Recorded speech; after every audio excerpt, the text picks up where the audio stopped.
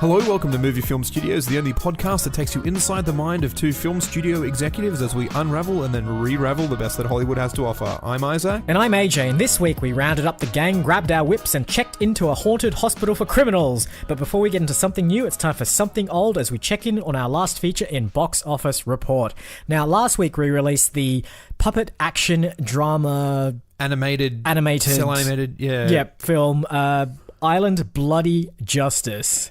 Now, I have a report for you. So here's what happened. When we went into production for this film, I decided that it was great, we should get a sponsor on board to try and offset the costs of this film. Production costs were quite high on this one. Huge. Because we, obviously, as we mentioned last week, we just wanted a holiday in the Caribbean, as does any other film production that takes their production to an exotic locale.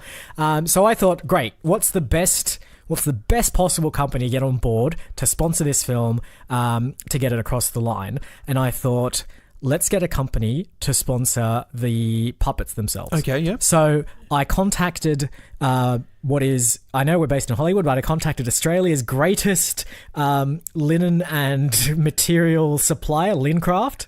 And I said to them, look, we're making this film. We need someone to sponsor us for the cost of the felt. Oh, right, yep, sure. And they were like, great, we'll do it. So I was like, awesome. So we booked our flights and we went over there. The thing is, they sent a Lincraft rep with the production as well. And at every corner, they started changing things.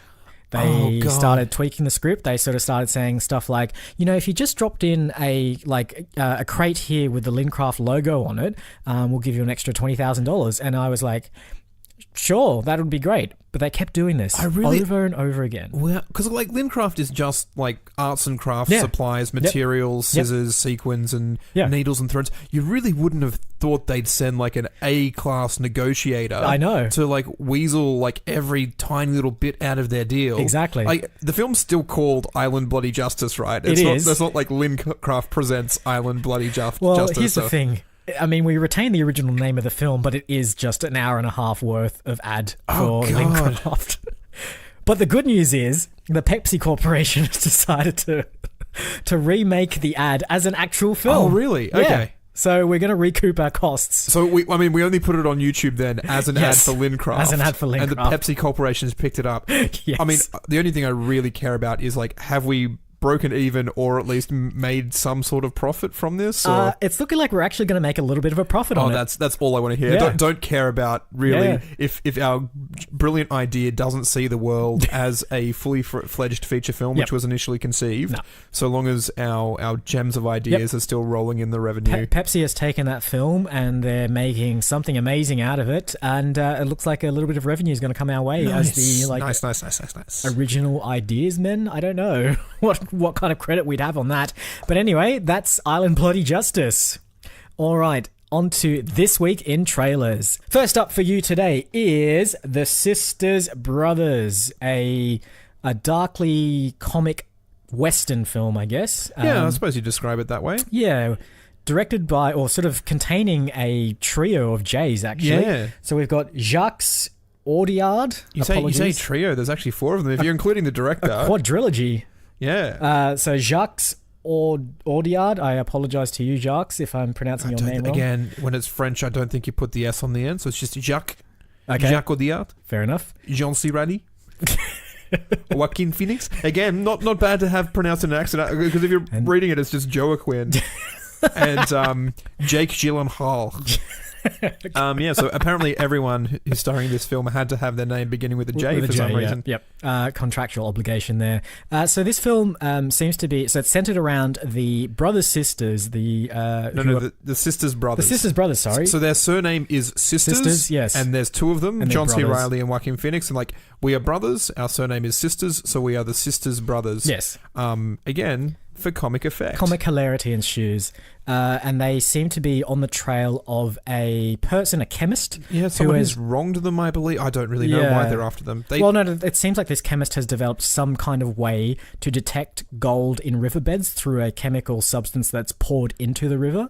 Yeah. And then this causes all the gold to shine and sparkle under the water. I don't know. I think that's why is they go that for why it? they're after? Because again, they do say that they're hired gunmen. They are assassins. Yeah. This is what they do. Maybe they've been contracted to find this guy. Yeah. Either way, John C. Reilly and Joaquin Phoenix then sort of find a guy whose name we assume starts with J. I don't know who the actor is, and Jake Gyllenhaal, and they have this very sort of like, where the bounty hunters hunting the people down in the Wild West. Yeah. It's very dark, and then also sort of lightly comedic as well. Yeah. It looks really good, to be honest. Yeah, it does. It's sort of got sort of hints of Tarantino in there. Hints of Coen Brothers. Hints of the Coens, yeah. I mean, if you actually took True Grit and gave it the sort of the tongue-in-cheekedness of The Big Lebowski, yeah. you kind of sort of see where this kind of film might sit in the scheme of things. Exactly. So there's a little bit of bumbling action with the brothers themselves, a little bit of sort of comic relief Jake Gyllenhaal kind of plays it like really seriously, but I think as a result it also comes off as kind of funny as well. Whereas the brothers themselves are a bit looser, a bit more bumbly, stumbling around. It looks really good. I'm pleasantly surprised, actually. It's been a while since we've had a Western film. I also said that this had just a hint of Blazing Saddles in there as well.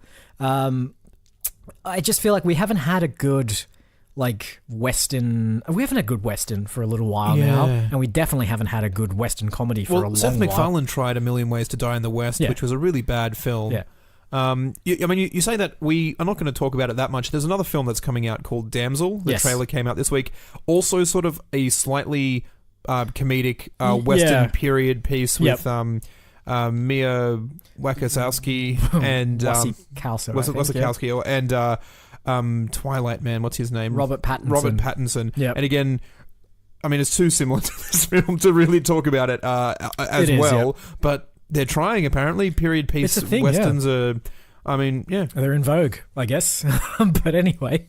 All right, on to trailer number 2, which is Hotel Artemis, directed by Drew Pearce. And this is his first film, actually. This is his directorial debut. He also wrote it and has been mostly renowned for writing various other screenplays over the years. I think he did Iron Man 3 and some other Marvel junk. Yes.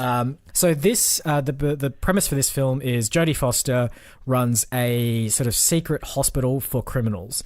And it's not sort of a hospital where, once criminals are arrested, they go to get fixed.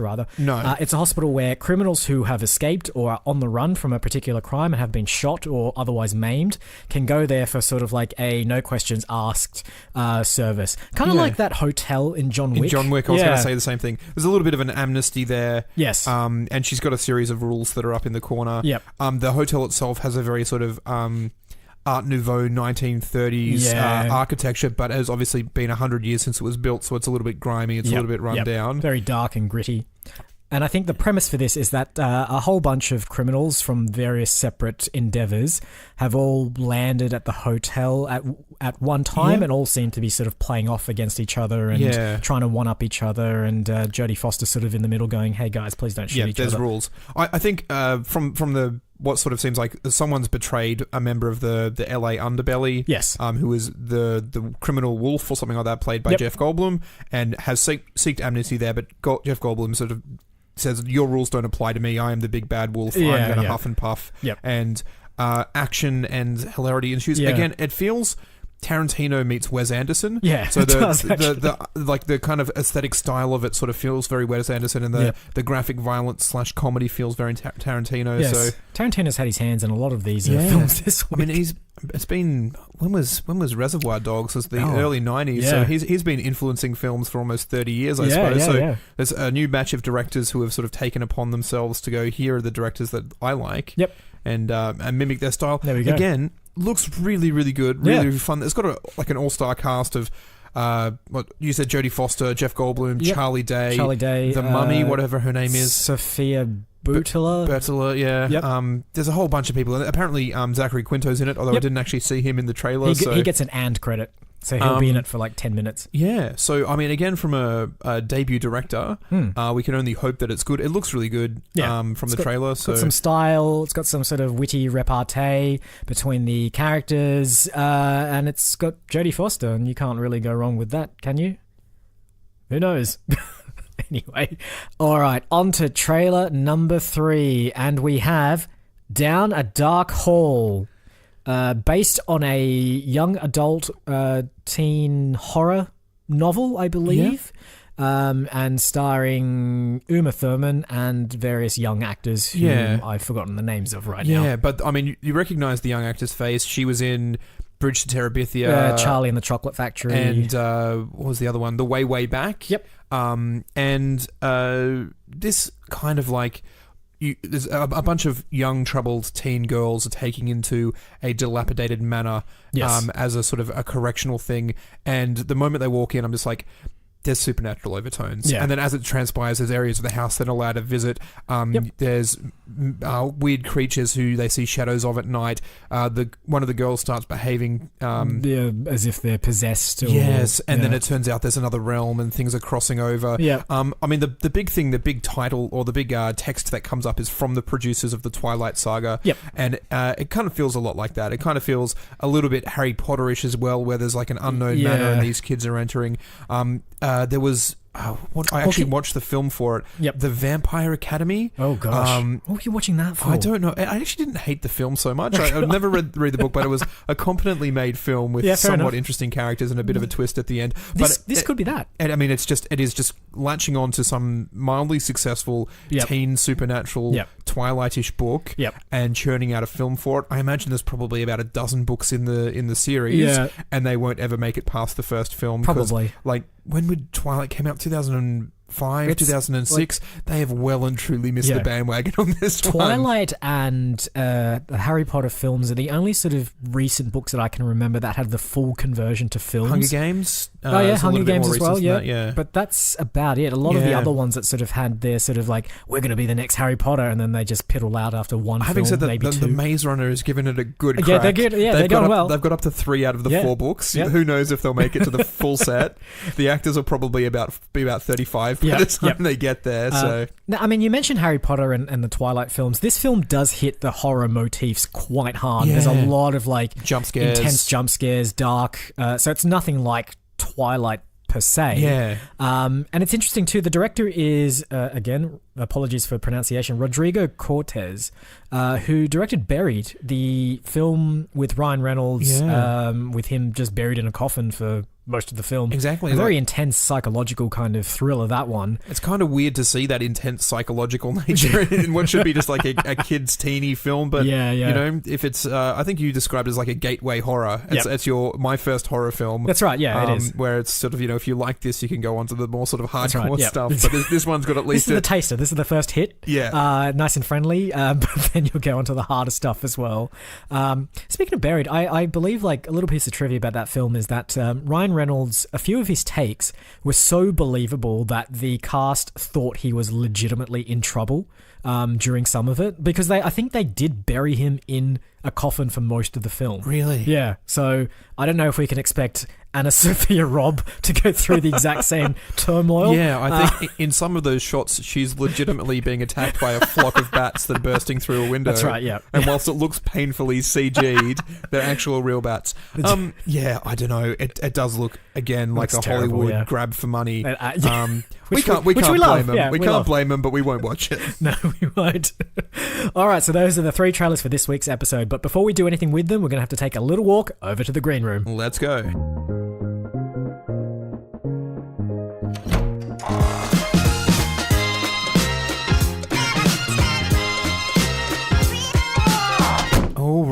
All right, let's do a little bit of a recap. Yes. So we can... I believe I chose last week to... You did indeed. Because it so sorely needed to be better. The Happy Time Murder just really needs to be better. Yep. So it is your turn this week. Yes. So we have a slightly comedic Western period film. Yep. We have a slightly comedic criminal... I don't even know, criminal amnesty, some sort of building maybe. Sure. I don't know. It's got that quick crime action. Stylistic crime action comedy. And we have a teen supernatural angsty jump scare horror. Yep. Okay. Interesting selection this week. Interesting pick of they're films. definitely not films we've done before. No, they aren't. But I feel what's brewing in my bones is a combination of two. Yep. And I really want to do a Western with horror motifs. Oh, Yeah. so you're going for the Jonah Hex? Yeah, but not the- as shit as that. What was the other one? There was a preachery one with Paul Bettany, and Yep. he was hunting vampires Yep. in a post-apocalyptic Western Yep. future. Yep. But the point is, there's not many of them. But No. I think that the audience is crying out for something that's Western, period, and horror filled. I can do another one. So I Yep. can name 3. Wesley Snipes was in another one, like The Gallow Man. Oh, he was Yep. a vampire in the Wild West. Yep. Um, Does Wild Wild West count? That was Wiggity pretty Wiggity Wild horrifying. Wild West. Yeah. It definitely had mechanical spiders. I'm not sure supernatural overtones to it. No. So I'm taking the Sisters Brothers and jamming it with Down a Dark Hall. But we'll mostly go for the Western. I like it. The Western, It still keep it a little bit lighthearted A little as bit well. lighthearted, yeah. So, Yeah. but not to the same degree as like the scary movies of the world. We're not going down parody. No. Just a tiny hint Just of a tiny levity, hint of, yeah. just a drop of it in there, just to sweeten the waters, the muddy waters of despair and horror. Now, you see a lot of American Westerns. Yes. Like with the Gold Rush. Yep. There is quite a bevy of Australian history in the Ooh. same period. Yeah. Where you have bushrangers, Yep. you still have the cops, you still have the outlaws Yep. robbing trains and Yep. holding up banks. And do Yep. we want to go Australian with this one? Oh, we absolutely do. We've got to go sort of look at our own roots every now and then. you know? Exactly. And that's nice being in the lush Beverly Hills. And I think we do officially Apartment. have to make films here every once in a while That's to right, keep yep. getting our tax breaks. So Exactly. all right, so this is set in Australia Yep. in like the 1850s. Yep, perfect. There's a sort of very famous Australian outlaw called Ned Kelly, who Yes. sort of around that sort of time. We won't be using No. existing, like this is someone similar. Yeah, the Kelly family. legally distinct yeah, from the Kelly family probably still exists somewhere, Yeah, exactly. so we won't bother But chasing the rights. he famously made like a suit of iron armor so Yes. he could sort of like rob people, and Yeah. if it was eventually gunned down, but took quite a lot of bullets in the meantime. Quite a lot, yeah. I think that sort of thing can sort of creep in. You got that supernatural knights versing demons sort of like thing going on, so that can sort of like creep in here a little bit as well. Yeah, maybe we should have like a version of like the Knights Templar for Australia. Oh, right. Okay. So maybe like a secret collection of bushrangers, like a secret cabal of bushrangers who act as kind of like the Knights Templar of the bushrangers of Australia. They probably could be Knights Templar as well, because the Australian the branch. Templar Knights were all sort of very European. Yep. And then you have these people who centuries later have fallen on hard times and sent across as convicts. Yep. And become bushrangers, but their family ancestry is Knights Templar. yes, great. And so they're sort of treading this very fine line between Perfect, yep. their moral codes. I don't think the Knights Templar were terribly moral. They went across to the Mid East and killed a whole True, bunch of yep. people. But on film, they're pretty altruistic, aren't Exactly. they? One of them hides the Grail. Exactly. And so, there's that sort of element. And maybe they've forgotten this sort of element too. And it's only when they're called upon because there is some sort of supernatural event that's happening that it's sort of revealed, hey, you are actually part of this. See, I love this because you know what we can do as well. So let's suggest that this group of Templar members doesn't know that they're Templars really. Exactly, But yeah. they've all individually become bushrangers. Yes. So they're all like against the law, they're all distrustful of everyone else. Then suddenly like they get a vision, something comes to them to say you need to go here and So a Lady in the Lake type creature? Yep, exactly. I'm thinking Something in the Billabong very, instead. very King Arthur. Yep. Like, the Lady in the Lake Yeah, has yeah. the sword, Yep. Excalibur. This is like a 6-shooter, sort of like Yeah. Smith & Wesson Yeah. kind of... Sheila in the Billabong. Can't do Sheila in the Bullabong. But yeah, that sort of thing. I like it. Yeah. So, and the best thing about this as well is that once they all come together and realize that they're Knights Templar, they still don't trust each other. we we can play them off against each other as Yeah. well. I reckon we just do like almost a straight up retelling of King Arthur, which Okay. so it's Knights of the Round Table, Yep. rather than Knights Templar, because I think Knights Templar has a whole bunch of religious overtones I don't really want to get into. Fair enough. So like it's still knights, it's still a group of knights. Yep. They find that they've got this connection to Yep. the original King Arthur sort of like story. Yep. And then there's something happening. Yeah. Something. What's this something though? I don't we need, know. We need something good. So it's Australia. Yep. It's It's Gold Rush. Gold Rush. Do we go? I mean, it has to be supernatural. So maybe It it's does, like yeah. like a gold spirit. Yeah, I mean, I was thinking something like that, but maybe some sort of spirit of the earth and these people who are digging mines and tunnels, like sort of Balrog-esque, right? Yeah. Because they have to dig pretty deep into the earth, and Maybe, they sort of... okay, so maybe someone unleashed a curse from like the prison boats that sailed to Australia. Okay, yeah. And that curse sort of went and discovered gold, because gold's its favorite kind of substance, and it just sort of remained underground for a while until people started digging it up. Yeah. And then it angered up, like it got angry. Yeah. So what becomes of it? Is it then it starts unleashing dead miners? Are we doing like an undead zombie thing? Absolutely. Are we doing ghosty, spirity kind of thing? Are we having golem type rock kind of monsters? I think why not all of them? Oh, exactly. I'm actually a little bit worried. We did Power Rangers like a long time ago, and there's a scene in the film there where she summons all of the gold from the ground, Rita Repulsa, That's true, yeah. and turns Jeez, it I into a forgot about giant that, gold monster. Yep. I don't want to have a repeat of that. No, we can't do gold monsters because like that's too tangible. Yes. It needs to be supernatural. So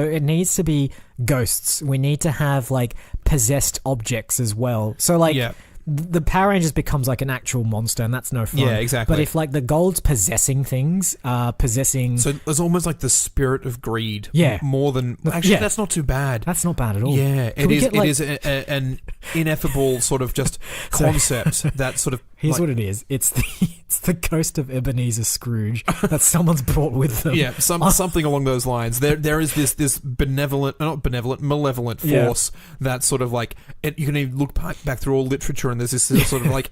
where greed rears its ugly head, you see this force. In fact, let's like every single story that... okay, so it's like King Midas. That's all about greed. It is. Exactly, Emperor's New Clothes, that's kind of even greedy. Emperor's New Groove. Even how Stella got a Walt groove Disney back. as well. Exactly, yeah. It's like Walt Disney coming from the future to the past. Okay, great. So we're just, it's a collection of... you know what? It's going to be like... So you know how the Knights of the Round Table obviously have... How many members? 12, I think there are. That's a lot. Yeah. Let's make it like 6. 6 is a good number. We always do. We go, we can't keep track of that many different characters. And we can't even think of 12 actors to cast. You end up with that Hobbit thing where like all of the dwarves have to be unique and distinct. I'm like, it's too many of them. This is why J.R. Tolkien didn't like talk about half of them most of the time in the book, because while there was like 13 of them there, it didn't matter about half of them. All they did was give them crazy haircuts, and it's the only way you could tell them apart. Oh, you have a different mustache, and you've got a pot on your head, and you're the fat one. I'm like, leave it alone. So what if each of the 6 had kind of like an opposite ghost as well? So it's sort of where an opposite ghost. See, I was actually thinking companion ghost. A companion ghost. Yeah, like they have like a spirit on there who hovers behind them, giving them advice, and each of them has and maybe the people who hover behind them are the original Grail Knights. Of their ancestors. And then so that's like so. Sort of like an Obi-Wan Kenobi Force ghost kind of thing. But they all have them, and they're all like sort of like one of them's like Gilead and Gawain, and I don't really know. I don't know the original Grail Knights too well. So we can then cast 6 English actors who are the old English knights, and then like the sort of the conversations, because they can't see each other's ones, they can only see, and so you have the comedy sort of comes from the relationships there as well. Like, was the Aussie accent established by that time? Because it'd have to be, I reckon like the old English people just wouldn't understand half the things that they're saying. Okay, great. But if we're doing 6 Australians and 6, are we going to cut it down just a little bit? We cut it down to 4 each. 4 of each. Just make it manageable. Well, I mean, if we cut it down to 3, that's still the original 6 actors that we need to cast. 3 is a good number. 3's not a bad number. So you're going to have a triumvirate of like you've got your Harry Potters sort of come in 3. That's not bad. So 3 Musketeers. Exactly. Even though there's meant to be like 5 of them, isn't there? D'Artagnan. The 3 Stooges. Exactly. Good things come in 3s, except when they're not. The 3 Ninja Turtles after Leonardo died. Exactly. All right. So it's 3. So now we only have to cast 3 British actors and 3 Australian actors. 3 Australian actors. And they need to be up against 3 like... I kind of like the ghosts. Again, I'm going back to like Charles Dickens and Ebenezer Scrooge, but like the ghosts of Christmas past. But like if it's the ghosts of Christmas greed or the ghosts of past greed, like King Midas, there's definitely an elder statesman who's taken over the body of the guy who runs the mine. The guy who's running the mine is dead. But like the spirit of greed is inhabiting him and keep going. So there's that antagonist character, and he'll have a bunch of little minions who are also sort of dead as well. And we can get the the usual cast of Yeah. people to come in, like the Yep. Dave Bautista, who's showed up in Hotel Artemis, who is the big strong guy. He's in everything. Yeah, he's actually very good. He's really good. He's Yeah, I got really such like him. good comic timing Yeah. for someone who used to be a pro wrestler. I did not expect He's got that. have you noticed that every time that the actors coming out of pro wrestling are getting better and better? Yeah. So it kind of started with I'm sure Steve Austin did some really horrible acting Hulk at some Hogan point. Hulk Hogan, played yeah. Father Christmas in in a really bad 90s film. And then it went to Dwayne the Rock Johnson. Yeah. Pretty good. You Yeah, know, he's yeah. got his chops. He's a bit a bit amateurish at times, but otherwise fine. And then now you've got Dave Bautista, who's doing the Blade Runners of the world, and Was he in Blade Runner? He was in Blade Runner. I didn't yeah. say that. I think you forgot one who did one film and then nothing Oh, again. God. Was Rampage Jackson played Mr. T or in B.A. Baracus or whatever Yep, in yep. the A-Team remake. Oh man, the remake. Yeah, I forgot about that. And I think he. Wasn't Liam Neeson in that? Liam Neeson wasn't that Bradley Cooper and the guy from District 9. It was such a horrible film.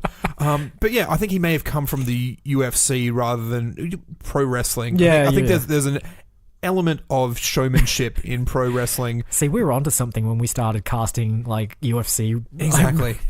sports people instead of the WWE. We know where the talent is. Exactly. All right, so let's cast our ghosts then. Our ghosts, yeah. No, well, hang on. Let's cast our antagonist ghosts first. All right, okay. So we need the elder statesman, Yes. mine owner, Yep. who is the personification of all that is greed. Yep. I just want to. I mean, Liam Neeson's in my head right now. But if Liam Neeson packed on 20 or 30 kilos and became quite large and sort of So bulky. I didn't need him to be fat controller, Liam Neeson. I'm actually just grow a big, beard. bushy mutton chops, and Yeah, I'm perfect. there. All I'm right. there. Yep. And we haven't had Liam Neeson for a while. No, we haven't. Yeah, okay, that's great. Yep. And So- he's got his offsider, Dave Bautista. Yep. And As his strongman. And as his then- strongman. And who's the salacious crumb sort of Yeah. sort of like little weedy guy on the side there. See, I was going to say Steve Buscemi. I actually quite Yeah. like Steve Buscemi. In Great. that. He's probably a I bit like him too. old now. He's a bit old, but that's not too but bad. I mean, they're ghosts. They're old. Exactly. And we'd normally have to put in all the pallid tones and wrinkles and stuff like that Yep. with makeup. We don't need to. Don't need with, to, yeah. It's already built in. It's going to make them transparent. That's pretty easy, right? All right. Okay. And so Hang on. We didn't do accent-wise because so Liam Neeson is Irish. yeah. Steve Buscemi is American. Dave Bautista is, I think he's American or I don't know where he's from. I'd say he's American. Maybe he's Canadian. Let me call the Academy. Let me call the Academy right now. The Academy is telling me that Dave Bautista he's American. He's billed from Washington, D.C. from his American wrestling career. He was born in Washington, D.C. What's his background, I wonder? Here we go. Mother has Greek ancestry, and his father is the son of Filipino immigrants. Oh, he's one of me. Oh, right. Oh, there you Yeah. go. So, interesting. So, accent, well, I mean, he's got an American He accent. does have an American accent. Although I very rarely hear him speak with an actual accent. Yeah, it's He's usually got just a very gruff. slow talking. It was a bit weird again in Hotel Artemis when he says a line. I'm like, where's your weird accent? Or you're pretending to be a slightly stupid space alien. Yeah, yeah. Okay, so we're going to have to get... I mean, do we get accent coaches for all of them? Or I think we have to. Yeah. They I need mean- to perfect the... I mean, are they British or are they American? Or are they doing they're Australian. colonial Australian Colonial accent, Australian, which is yeah. somewhere between British and...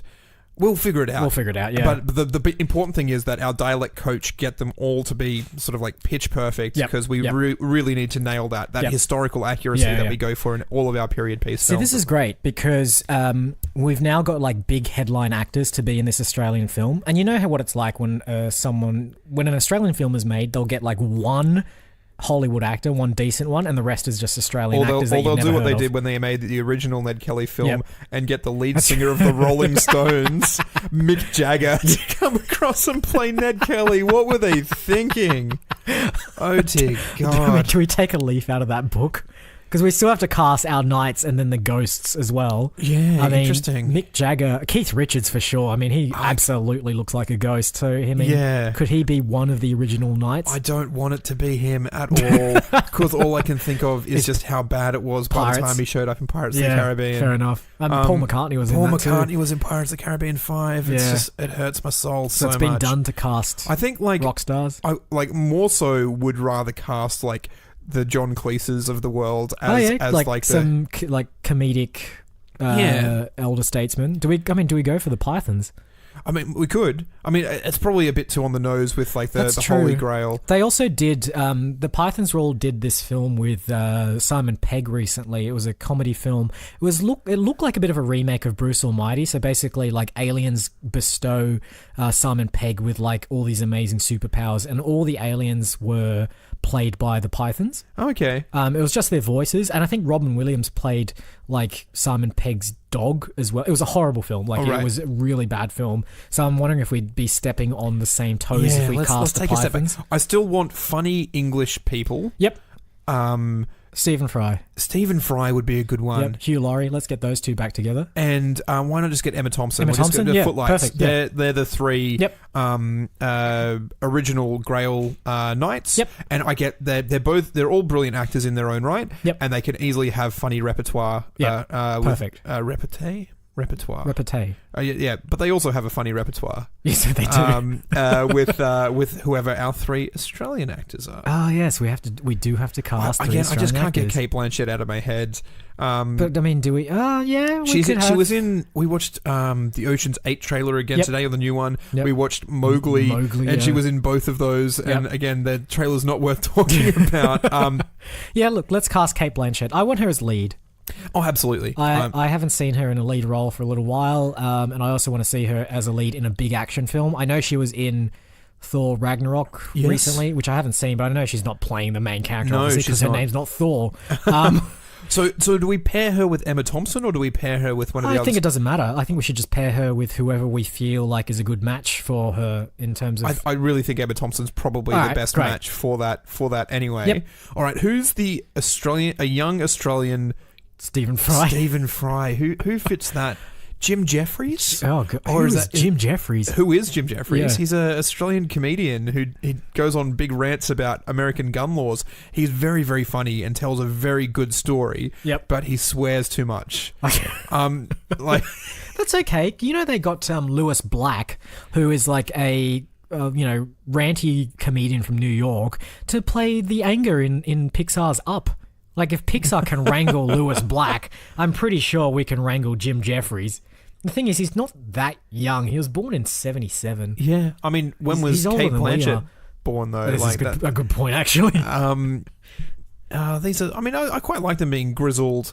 Like bushrangers at sort of the end of their tether. Yep. They're like, Yep. we've been doing this for too long. Yep. And then they get this sort of like calling. Yep. All right, so Jim Jeffries is our Australian Stephen Fry. Yeah, he would not get along with Stephen Fry at all. I love the fact that Stephen Fry shows up as his sort of like ghost Yeah, 'cause conscious. you know what? Because like the ghost of Stephen Fry as ghost can just be really exasperated at Exactly. at his descendant. and he's just like, what the Yes. bleeping bleep you doing? Exactly. And then finally we have the Australian equivalent Of Hugh of Laurie. Hugh Laurie. So someone who Isla Fisher?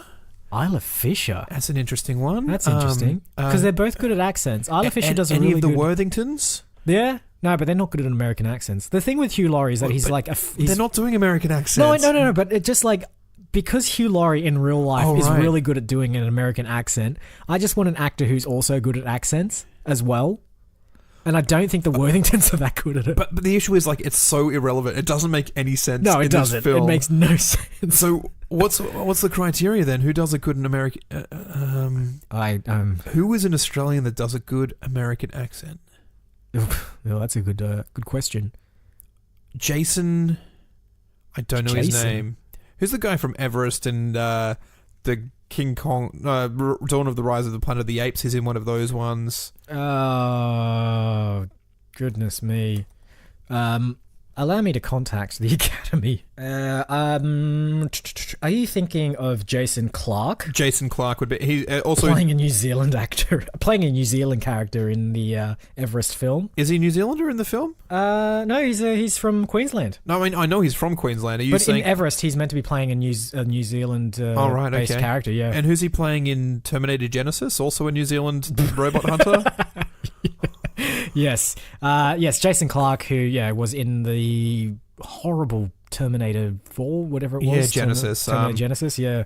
He's quite a good actor. I quite like him. Yeah. And also did not realise he was Australian because he puts on a good American accent. Yeah, absolutely. There you go. He was in Zero Dark 30 as well, and White House Down. Yeah, he's perfect. So what's his relationship then with Hugh Laurie's Grey All Night character? As in we need to have like a tenuous connection in the real world? The Emma Thompson, Kate Blanchett, I think is very stern and serious, and here's your path and you must follow it.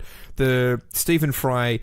Jim Jeffries is a lout, and Stephen Fry is like so prim and proper that they just don't get along.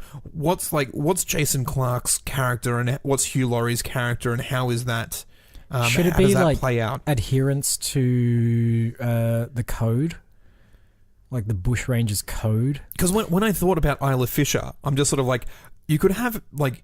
Hugh Laurie could possibly have played like a bit of a dandy knight, like he's a bit sort of like, and then Isla, and like he gets along really well with Isla Fisher for like really weird reasons. We are probably going a bit too comedy now, a little like bit. there's like casting like these sort of guys, like which is why I was sort of stepping away from a little bit. Yep, but like. Do we keep that sort of like foppishness to Hugh Laurie's knight? Let's give him and how does Jason Clarke? Is he very gruff? Yep. 100%. Yep. So it's almost it's almost the same as almost the opposite. Like he just doesn't listen. Yeah. It's like almost maybe the entire time he just pretends he can't even see Hugh Laurie at all. Yeah, that's great. And Hugh Laurie's knight's just like giving him advice, and the guy just doesn't. Yeah, and he's like and at the end, Jason Clarke just cracks. Yeah, and he's just like, I've been ignoring you for 4 years. And so like Hugh Laurie's sort of always there, like waving at him, going, "Hello, can you see me? Can you hear me?" And Jason Clarke is just like sternly ignoring him the entire time. Yeah. Meanwhile, like Stephen Fry and Jim Jeffries are just like constantly at war with each other because like Stephen Fry's just like, how the hell did I spawn you like 4 centuries later or however long later it was? And Kate Blanchett and I mean that's the real story driving relationship. There's lots of sort of character reveals in there about lots of things that we can do, and that we're not trying to draw comedy out of that one. And those two actors can sort of really pull off that sort of serious vehicle to sort of really drive the story forward. And then you have the sort of slightly comedic offsiders. We need a great like horror moment as well, where they just possess each other's bodies. Oh right, okay. Yeah, we can't forget the like critical part of this film, which is like out there horror as well. So I reckon a bit of like body swapping, almost like Freaky Friday, but really establish the freaky part of it instead of the Friday part. And what else could we do that's sort of out there horror wise? I mean, lots of, I think, just dead miner zombies coming out from like the tunnels and having like some sort of jump like last stand, shoot down. What are all the other actiony I don't know. Is there any like specific like Australian animals that could sort of like go feral that they'd have to fight? I mean, or dingo comes to mind, even though that's not really an Australian animal. Big sort of like kangaroos. Yeah, possibly they're zombie kangaroos. I was thinking something giant and flying, like a sort of dragon-esque. If you're sort of like trying to go for like that knight versus, but I can't really think of anything that's there's emus basically, and they don't fly. There's definitely like horror-y moments like that sort of. And action horror too, not necessarily jump scare. Alone in a dark room and some sort of vampire-y kind of guy comes beside you like they do in Down a Dark Hall. And it's so obvious the moment the camera pans to the right. I'm like, there's a vampire to your left. Like I can tell because of the camera movement. So you're thinking more like a Saw-esque kind of. That's not bad though, because like there's lots of those sort of convict prisoner chains, Yeah. sort of like, and like if somewhere in the middle of the film they get locked up in a convoluted trap where they have to Where, learn like, a life lesson by hacking off their own hand. Molten gold is filling up the room, and they have to figure don't out a way. talk about molten gold. You've got me thinking of the Hobbit. yeah. Oh man, that's such a horrible sequence. But we'll do it better. We'll do it better. Yeah. We don't even have a dragon in our film, and we're going to do the molten gold scene much better than they did. The scene that I like better with molten gold is from Game of Thrones, where they like, it's to kill a guy. They're like, if you're a king, here's your crown, and they just pour molten gold all over his head. Oh, that's great, because that's exactly what I was going to think. Like somehow, like injecting gold into the veins of one of them as well, and then having to like hack off their own hand or something to stop the gold from spreading. I tell you something else, and I love this story so much. Yep. And I love all the characters that were created. I love the scene. Yep. What they did in the Sisters Brothers is they had a soundtrack, Tainted Love, which is I only really know the soft cell version from the 80s, but apparently there's an older version. So you have this anachronistic soundtrack. Yep. And I really want to do this for this film as like well. A Baz Luhrmann style. Yeah. You know how they did it for Great Gatsby and sort of did all these like new age R&B numbers as well, sort of done up with a 50s remix. Again, if we're going Australian, what do we go? Because again, the band that comes to mind, and we can't do it, but I'd love to. What? The Wiggles. And just do like Nick Cave does the Wiggles covers. Hot potato, hot potato. And then Dorothy the dinosaur is one of the monsters they have to fight. See, the thing is, like, the Wiggles have international clout as well. They're really big in America. So this is perfect. Like, this is the Australian film that's going to go places. This is going to be the next Crocodile Dundee. Exactly. And like when these far less racist as well. Captain Feathersword, like, actually, and like his name's Feathersword, and he has a feathersword in the kids thing. Yeah. But when he shows up, he's like a dark, grizzled Navy captain. You're putting the Wiggles in the film as well? No, because the songs are about things like Captain Feathersword, so they have to tie in some way. Right. It's like Dorothy the dinosaur. Yeah. Maybe, if we want to do a big climactic scene with a monster, we do some sort of like in the mines they've dug up some sort of like fossilized thing, and so they're fighting like a giant. And it just repossesses because there's ghosts involved, so like the skeleton comes to life. And it's like, kind of like how Loch Ness has the sort of nickname of Nessie. Yeah. The nickname for this thing is Dorothy. I don't know how. How are you going to justify hot potato in this song? They're just sitting around the campfire eating potatoes. Great. What else is lamented? Cold spaghetti, cold spaghetti. They get on a giant crimson train. Toot toot, chugga chugga, big red car. And I really want to commission Nick Cave and the Bad Seeds to do like super slow, super grim versions of this. Yeah, absolutely. He's done some great versions of pop songs as well, so he could absolutely knock it out of the park. This is perfect. What a triumphant return to Australian cinema for us. But it's not. I really think the best thing about that is it is so quintessentially Australian, but it has such an international market as well. Exactly. Yeah. Like, I can just see this doing incredibly well in Hollywood, and people going, "Oh yeah, you know what? This is this is why we love Australian films. It's because they dare to do these big, bold, sweeping things, but also do things that we recognize, like have bands like the Wiggles and actors that we know, and also add levity in there because it's the world is a funny place. All right, now the one thing we need before we see it lit up in lights in a theater in Los Angeles is a title. You know what I liked is the week where we came up with the title first, and then we came up with the film, because the movie title is just so hard. Yeah, it's very difficult, and I know we make it sound easy when you listen to our podcast, but I assure you, it's not. It is so heavily edited. All right, let's break it down. It's about gold. It's about greed. It's about the Grail. Yep. All right, how about we do our 2-word thing? Oh, we could do that. Is there any sort of plays on words like night, nighttime, Grail, greedy Grail goals, greed, golden age. We could just call it the Golden Age. The Golden Age, and then Kate Blanchett can be in 2 films called Golden Age. Okay. I say I didn't mind Golden Age. That's sort of It's nice. not too bad again, But I but mean, when she's already been in a film called Elizabeth Golden Age, it's kind of a True, bit. yeah. The people will think it's some kind of weird spiritual sequel to it. Okay, so the kind of films I like that involve gold. I remember like City Slickers 2, the Curse of Lucky's Gold. Lucky's or Gold. something. Are we doing a colon? I don't really like I reckon we can come up with No, like I think we just have like the second part of it. You know how like it's the Curse of Lucky's Gold? Yeah. Like that needs to be the name of the film. Oh, really? Because general. I was thinking more like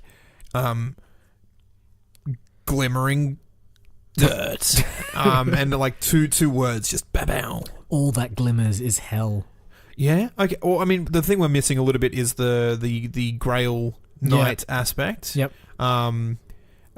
Quest? No. Well, I mean, like hang on.